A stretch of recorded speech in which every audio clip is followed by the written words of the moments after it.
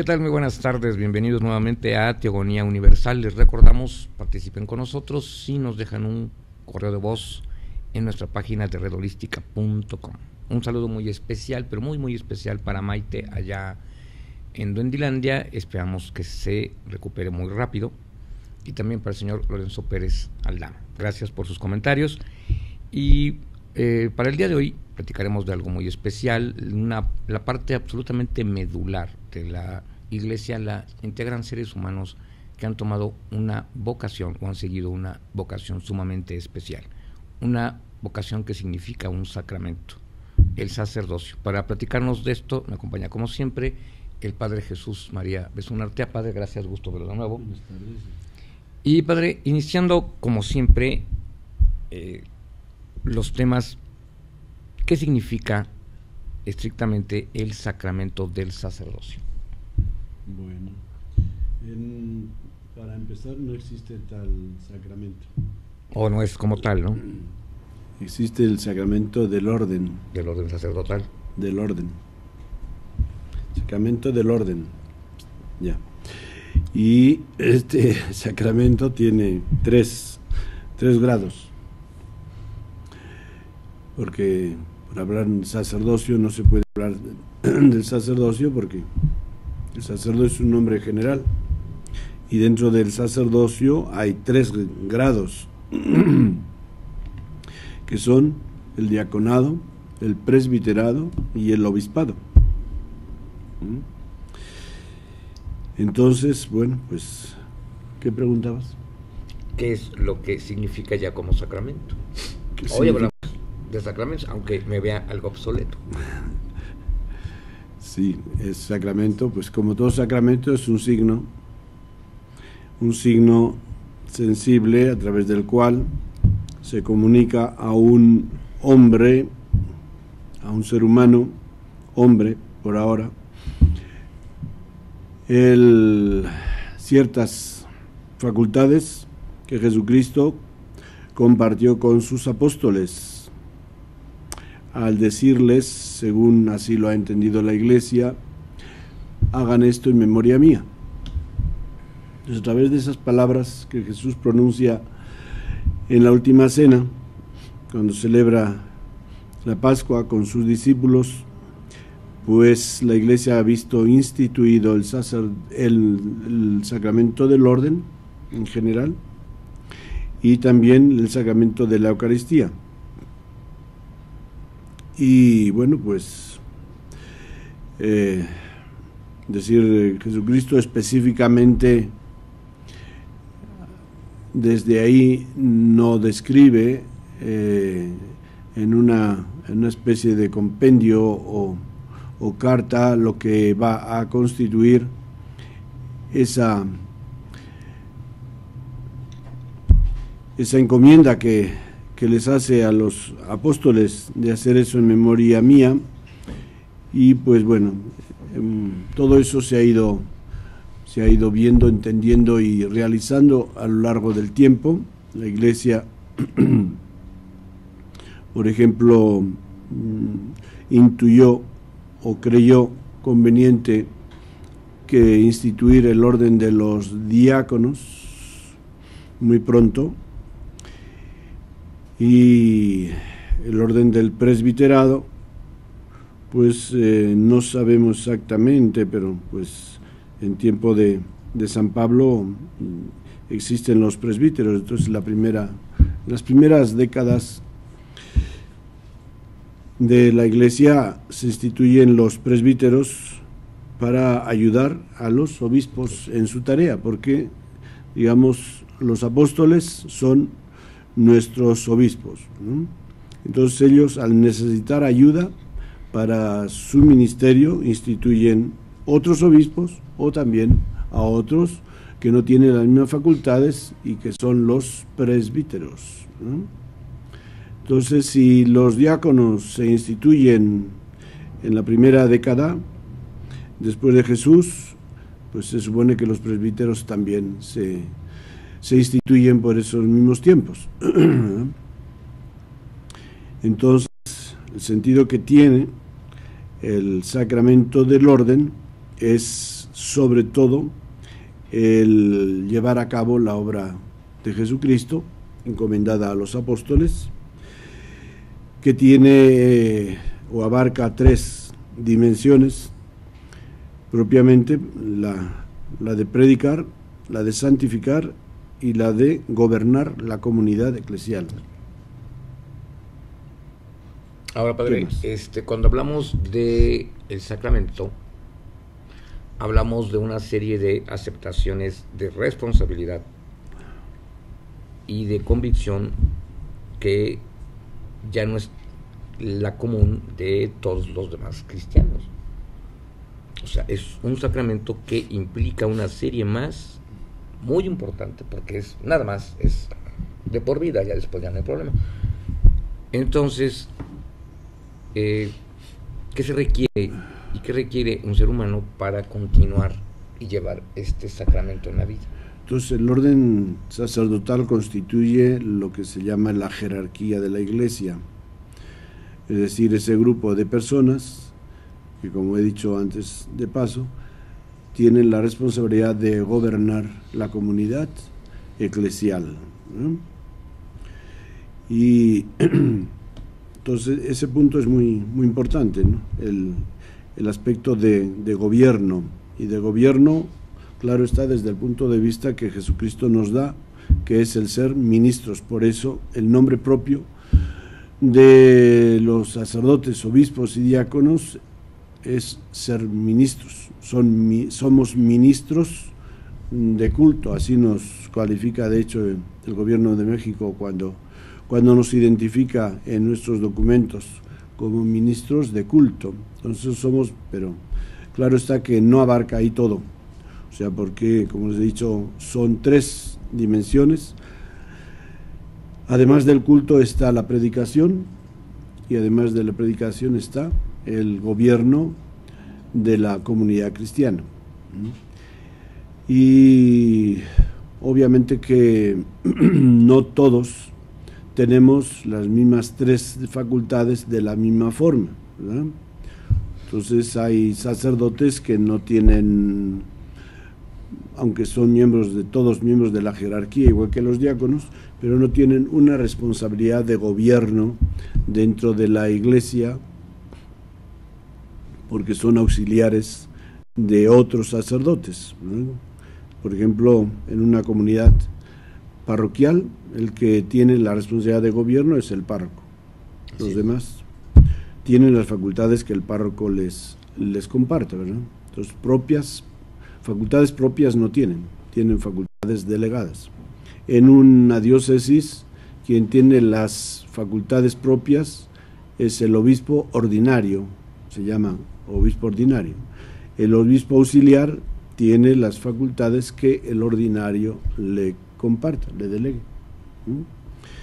Y a nivel de Iglesia, el Papa es el universal, el Papa es el que tiene las facultades de gobierno. El Papa las comparte con los cardenales, las facultades de gobierno,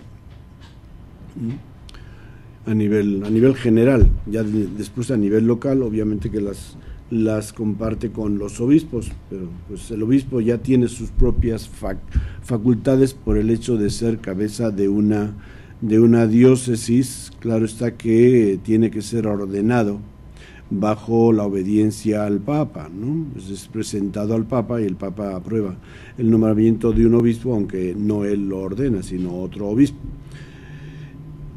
Y entonces las facultades de gobierno de los obispos son ordinarias, son facultades propias, ordinarias se llaman, y ellos las pueden compartir con otros obispos auxiliares o con otros también vicarios, que se llaman episcopales. Pues quizá lo más específico del sacerdote es la facultad de santificar, es decir, de administrar los sacramentos, ciertos sacramentos que son específicamente santificadores, los 7 sacramentos, aunque solamente el sacerdote puede administrar ¿cuántos? No, 5. 5. No 6, claro. O sea, solamente el del sacerdocio. No podría ser, ¿no? Los demás los puede administrar a todos. Sí. La confirmación también lo puede administrar, no ordinariamente, pero sí de vez en cuando. O con facultad del facultad especial o en casos especiales, ¿no? Entonces, ordinariamente son 5, pero en casos especiales hasta 6, que es el de la confirmación. Padre, pero cuando hablamos de el sacramento del ser humano que ha aceptado vivir el sacramento de la orden, del orden, hay una serie de condiciones y significados que son muy especiales, porque su vida se va a transformar permanentemente.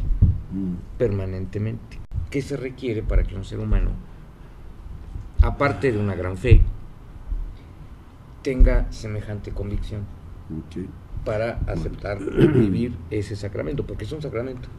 Pues como en todas las vocaciones dentro de la Iglesia, son 3 elementos fundamentales.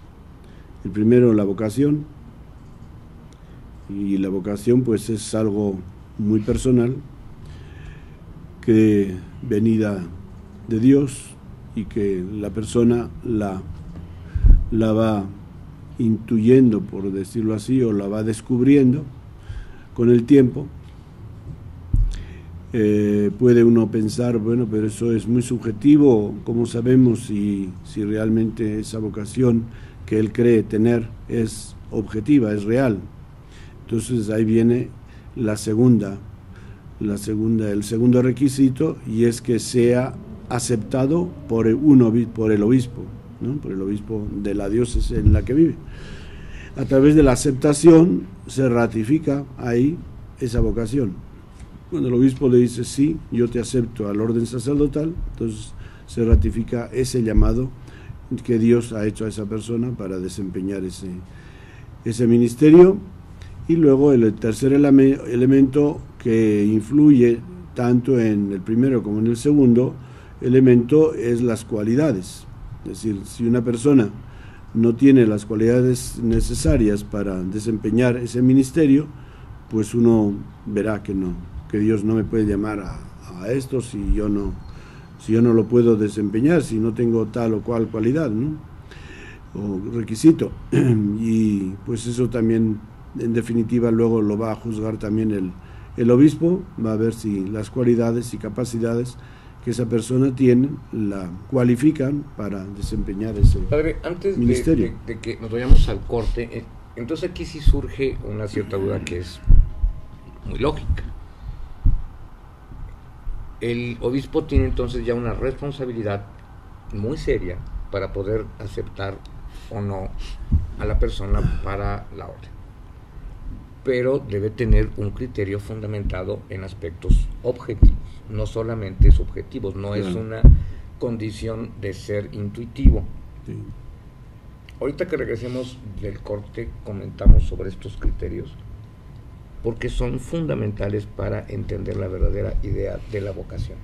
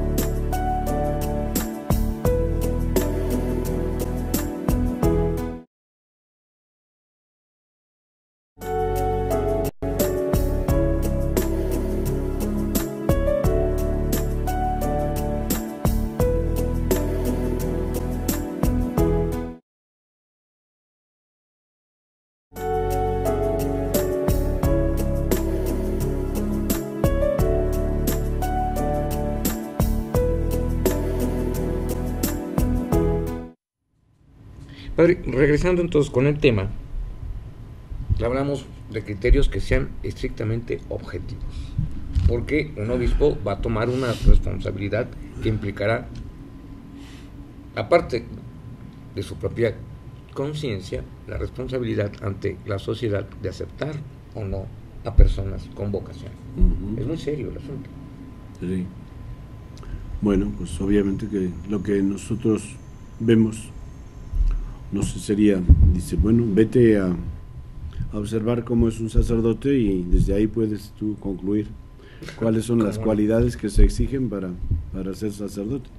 Híjole, no es mal rollo, padre, pero cuando conoce uno muchos sacerdotes, se da uno cuenta de que hay variedad. Hay una variedad. Pues hay variedad de dones. Heterogénea, increíble. San Pablo que hay variedad de dones, o sea, no todos tenemos exactamente las mismas cualidades. Pero bueno, pues digamos que partiendo del principio, lo primero que necesita son cualidades intelectuales para poder hacer los estudios de lo que se dice comúnmente la carrera, ¿no?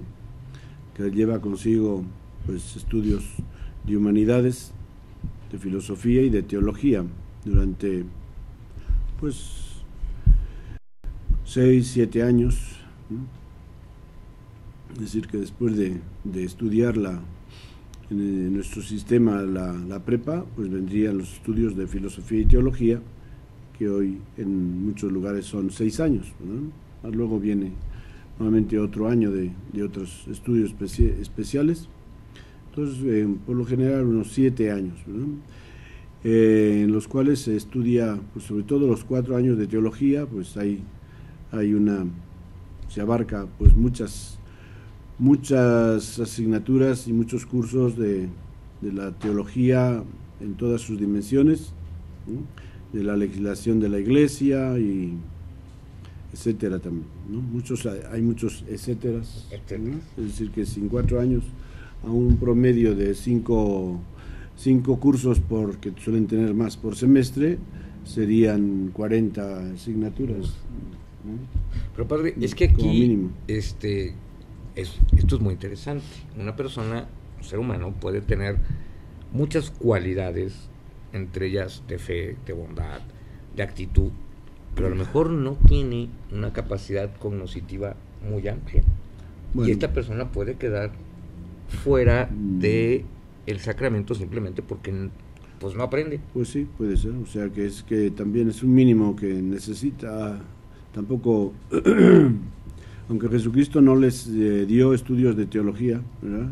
Y no sabemos qué capacidad intelectual tenían los apóstoles, pero pues la Iglesia, de hecho, sufre bastante la Iglesia por razón de quizá de no exigir una capacidad intelectual, no sé, suficiente, que es una palabra muy relativa, pero en la Iglesia uno de los males que ha tenido, entre tantos, particularmente entre los sacerdotes, ha sido el ordenar sacerdotes con poca capacidad, no propiamente capacidad, sino más bien con poca preparación intelectual o pastoral. Esa intelectual pues obviamente se refiere al conocimiento de la teología y de todo lo relativo al ministerio. Es decir, un sacerdote ignorante o con poca formación pues hace una mala papeleta y un mal servicio a la Iglesia,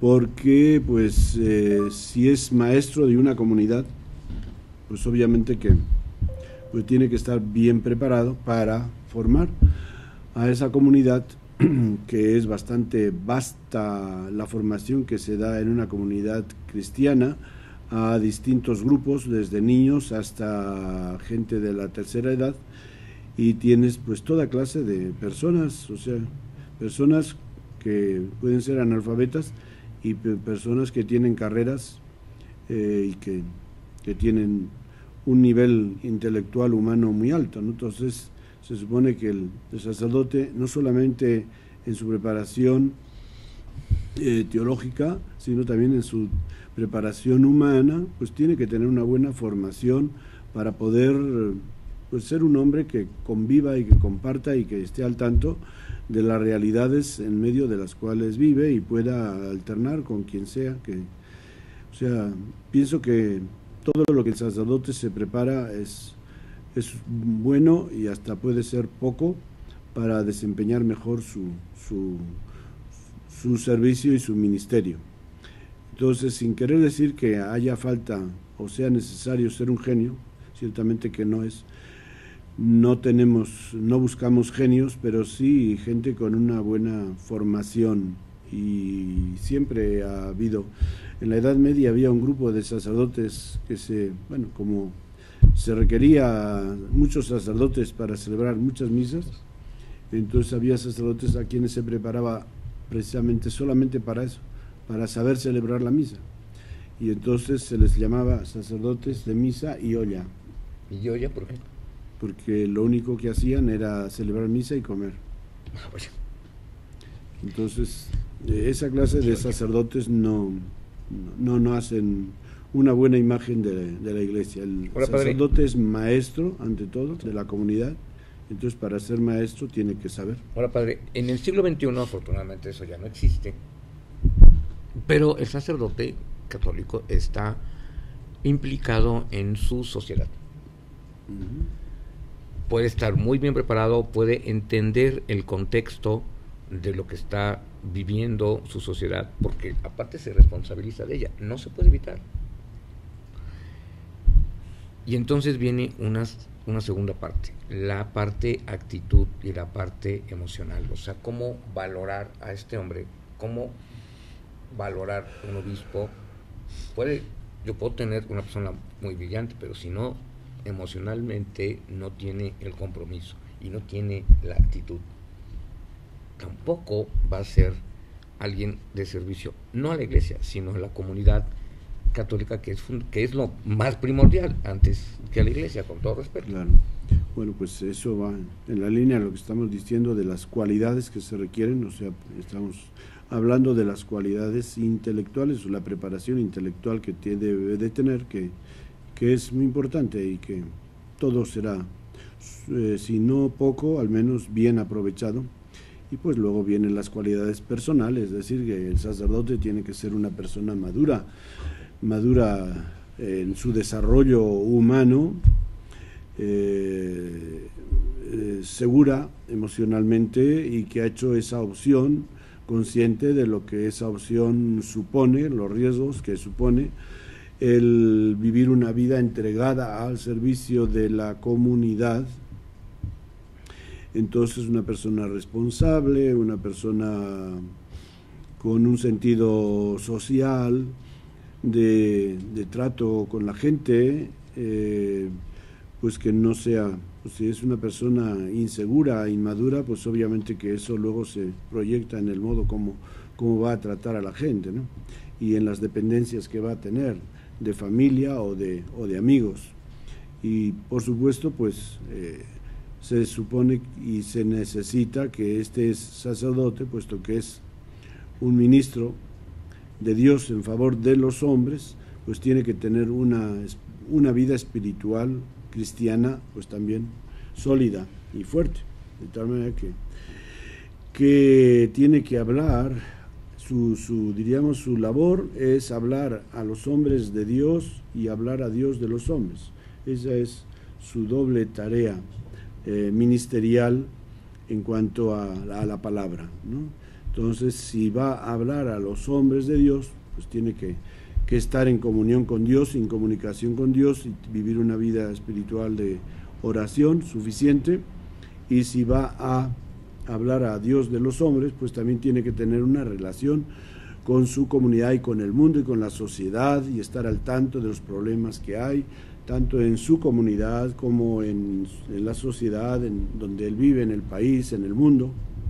O sea, tiene que estar al tanto de todo, tener una formación, diríamos, muy vasta, el sacerdote, como nos la daban antes, ahora últimamente también, así como nos quejamos de la formación escolar educativa, que ha bajado de nivel también en los seminarios, no se da, quizá porque ya llegan al seminario con una formación humana más baja, y eso hace que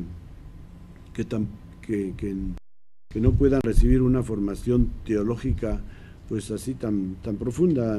Quizá su capacidad de crítica y de reflexión es menor, y su afición al gusto por la lectura y por el estudio también parece que es menor.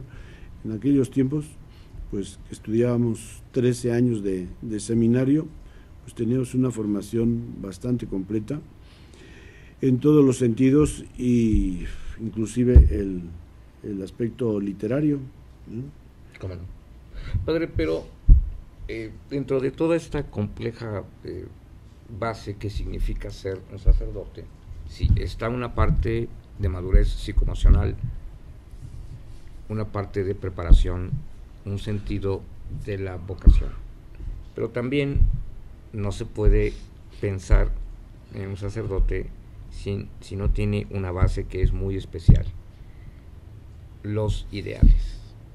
No ha habido un ser humano cuyos ideales hayan sido más bellos que Jesús de Nazaret, y de la misma forma, ¿qué ideal empuja o debe de empujar y tener como convicción el sacerdote? Pues los mismos de Jesucristo. Eso es que no está nada fáciles, ¿no? Te mencionaba el otro día que el sacramento del matrimonio y el del sacerdocio son dos sacramentos que se llaman de madurez. Sí. Entonces el sacerdote, a cualquier edad que se ordene, se le considera una persona madura para dar su vida por la Iglesia, para dar su vida por Dios a través de la Iglesia. Entonces esa es la primera, diríamos, eso es lo que lo identifica con Jesucristo, porque Jesucristo viene a eso, a dar su vida por la gloria de Dios y por nuestro bien, nuestra salvación, decimos. Entonces el sacerdote igual es una persona que llega a desposarse con la Iglesia, ¿no? Entonces, y en ese sentido, un sacerdote entregado totalmente a su ministerio tiene suficiente entretenimiento y está absorbido totalmente por su labor. No necesita alguien que lo divierta y que lo entretenga, ¿no? Como dicen algunos, que necesita una familia. Pues, por supuesto que no la necesita, ¿no? Ese es otro tema que se puede tocar en algún momento, pero el sacerdote en el ministerio que desarrolla tiene suficiente ocupación para estar dedicado totalmente 24 horas y todos los años de su vida al ministerio, porque son tantas las ocupaciones. De los ideales que tenía Jesús. Entonces es el ideal, es servir. Conlleva también ya una fuerza y una convicción poco común. Poco común, pues sí, porque el sacerdote es un hombre elegido por Dios y por la Iglesia para servir a Dios en las cosas que miran a Dios, ¿no? Eso dice la carta a los Hebreos, que es la que más habla específicamente del sacerdocio de Jesucristo, y describe ese sacerdocio, y dice cómo el sacerdote es un hombre escogido entre los hombres para servir en las cosas que miran a Dios, en favor de los hombres, en las cosas que miran a Dios, ¿no? Que fue la frase que yo escogí como lema de mi sacerdocio, en mi recordatorio. En favor de los hombres, o sea, entregado a servir a los hombres en las cosas que miran a Dios. Padre, desde luego el concepto vocación, el entender no como una gracia el haber sido escogido, sino como una responsabilidad muy severa, conlleva también el peligro de que existan personas que entiendan inadecuadamente esta idea, personas que puedan tener hasta ideaciones mesiánicas y cosas por el estilo, y que crean tener una vocación. ¿Cómo entender y separar a estas personas? Bueno, pues es que, digamos, normalmente los locos suelen manifestarse después de cierto tiempo. Normalmente no sé cuántos niños locos hay. ¿Manicomio para niños? No, obviamente sí. Sí hay, pero pocos. Muy pocos. Psiquiátricos infantiles hay pocos, sí. Por eso, entonces esas enfermedades mentales, psicológicas, pues se van manifestando más adelante, ¿no? Habría que haber hecho, no sé, un examen neurológico muy profundo para ver si esta persona, y como son los menos, pero sí hay algunos, ¿no?, que tienen estas desviaciones psicológicas, psicopáticas y neuróticas, etcétera. Bueno, pues se dan casos. ¿Qué le vamos a hacer? ¿Verdad? El mismo caso de Judas, pues es un caso bajo esta perspectiva. Bajo esa perspectiva, y Jesucristo lo llamó, pero no le hizo un examen psiquiátrico para ver qué persona era. No lo mandó al... Entonces, ciertamente que tenemos el riesgo, como en todo, de que esa persona, su salud, se deteriore por ciertas razones. Padre, en un minuto regresamos con una pregunta que es entonces muy importante.